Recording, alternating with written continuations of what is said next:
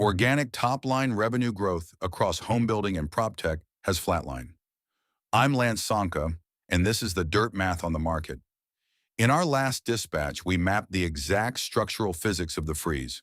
We established that with 70% of legacy homeowners permanently trapped in sub-5% mortgages, the resale market is mathematically dead.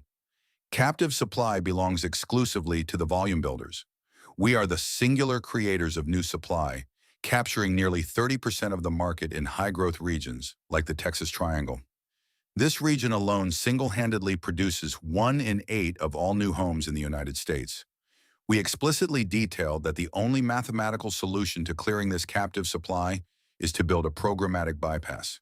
Instead, the industry is panicking, and the C-suite is choosing cannibalism.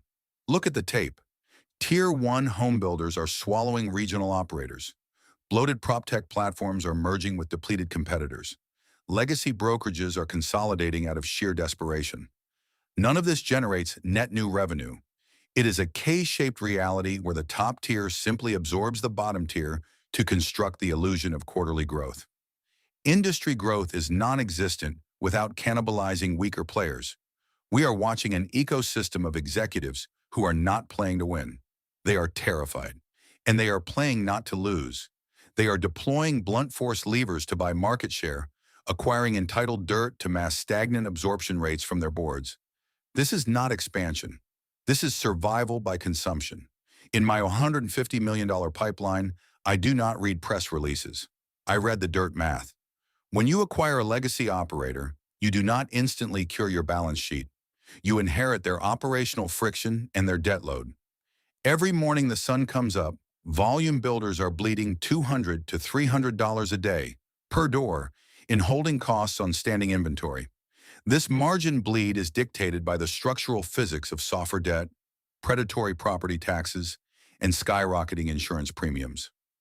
Merging two bloated balance sheets does not change the physics of the dirt. If your operation is bleeding $250 a day on a finished box, and you acquire a competitor bleeding $250 a day, you just created a consolidated entity bleeding $500 a day. You cannot outscale bad debt mechanics with blunt force levers. M&A in today's housing market isn't a growth strategy. It is two sinking ships tying their hulls together and calling it an armada. Furthermore, these mega mergers compound the invisible tax.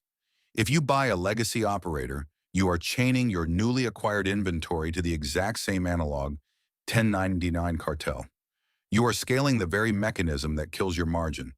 Consolidating builders are still blindly paying a redundant 3% transaction tax to a broken distribution network. This network exists solely to siphon yield while delivering unverified tire kickers.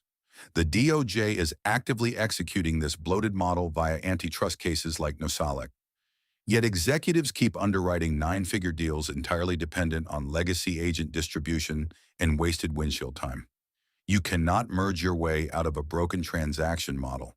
If organic growth is dead without eating your neighbor, how do you manufacture real scale? You don't buy the competitor. You change the math.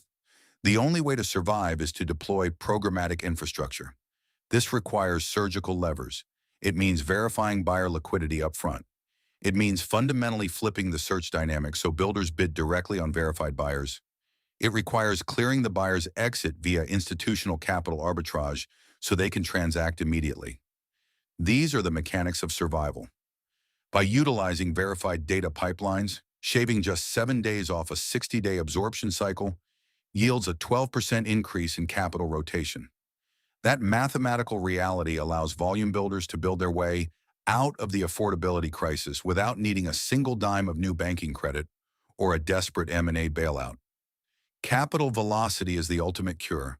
Consolidation is a glaring admission of operational defeat.